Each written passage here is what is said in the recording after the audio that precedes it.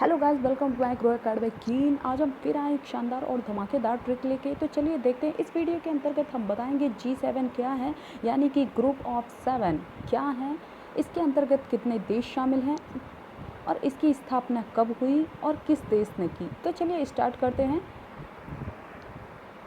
अगर आपको हमारा वीडियो अच्छा लगे तो लाइक कीजिएगा, शेयर कीजिएगा, सब्सक्राइब करिएगा। अगर इसमें कुछ कमी हो या फिर अच्छा लगे तो कमेंट करिएगा, ताकि हमें पता चले कि हमारा वीडियो कैसा है। अगर अच्छा है तो हम इसे और बेहतर बनाएं, अगर कुछ कमी है तो हम इसमें और उसे हटाने का प्रयास करें। तो चलिए देखते हैं। तो ये रहा G6।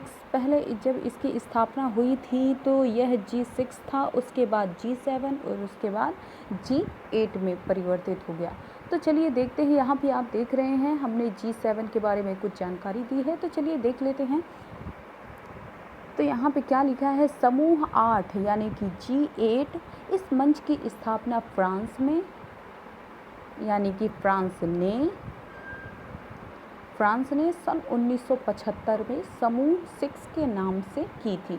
यानी कि समूह G6 की स्थापना किसने की थी? फ्रांस ने। कब की थी? सन 1975 में की थी। और सन 1976 में एक और देश शामिल हो गया। कौन सा? कनाडा, यानी कि कनाडा शामिल हो गया।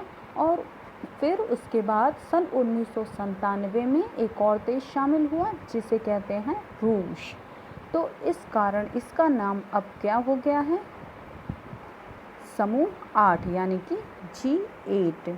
जब इसकी स्थापना हुई थी, फ्रांस ने जब इसकी स्थापना की थी समूह 6 के, तो यह इसमें 6 सबसे धनी देश शामिल हुए थे।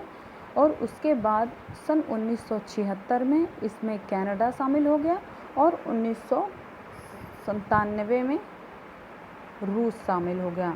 तो इसमें पहले 6 देश शामिल थे, फिर उसके बाद 7 हो गए, फिर उसके बाद कनाडा आ गया तो 7 हो गए, फिर उसके बाद रूस आ गया तो 8 देश हो गए। तो इस कारण इसे G8 कहते हैं। तो इसमें सबसे धनी देश शामिल हैं। लगभग यूरोपियन कंट्री जो है, यूरोपियन कंट्री इसके अंतर्गत लगभग यूरोपियन कंट्री जो हैं वो ज़्यादा हैं। इस कारण इसे यूरोपियन कंट्रीज़ वाला मतलब कि मंच भी कहते हैं। तो चलिए देखते हैं। इसके अंतर्गत जो देश शामिल हैं वो कुछ मुद्दों को लेकर चलते हैं, जैसे जलवायु परिवर्तन, एड्स, कुछ मुद्दे लेकर चलते हैं कि यानी कि इसकी कमी को मतलब इसे हटाना है और इसको हटाने के लिए क्या क्या प्रयास करने होंगे और क्या क्या करना होगा।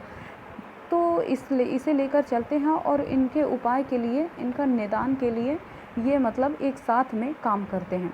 तो चलिए देखते हैं ये G8 जो है कंट्री कौन कौन से हैं, उनकी कैपिटल क्या है वो भी देख लेते हैं साथ में।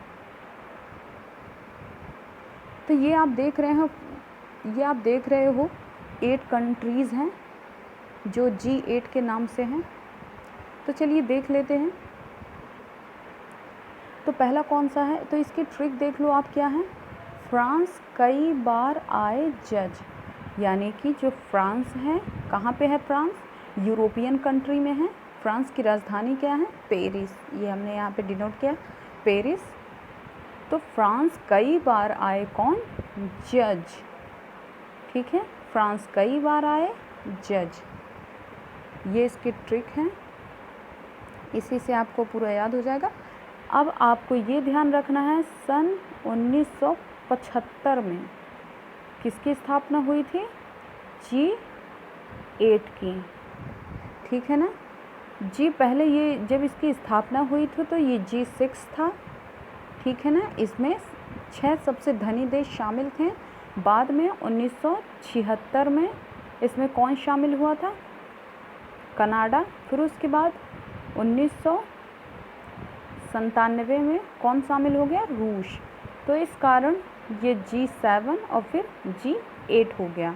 ठीक है, अब इससे आपको ध्यान रहेगा, फ्रांस सबसे आगे है, तो आपको ये ध्यान रहेगा कि G8 की स्थापना किसने की थी? फ्रांस ने की थी। ठीक है ना। चलिए देख लेते हैं कंट्रीज़। तो पहला क्या था?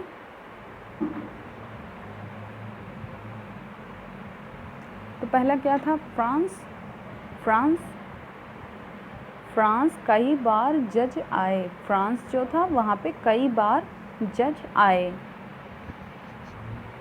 यानी कि जो फ्रांस था वहाँ पे कई बार जज आए।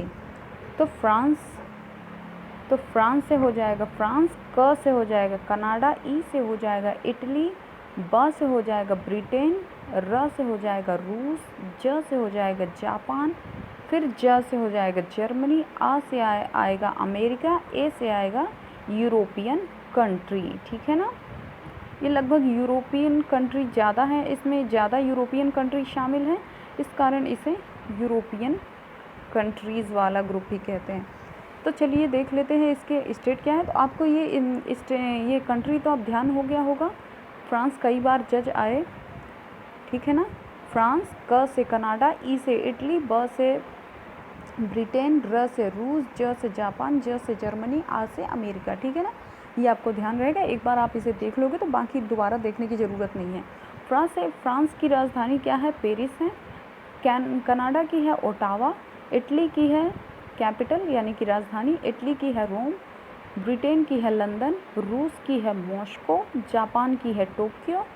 जर्मनी की है बर्लिन। अमेरिका की है वाशिंगटन डीसी। ठीक है ना।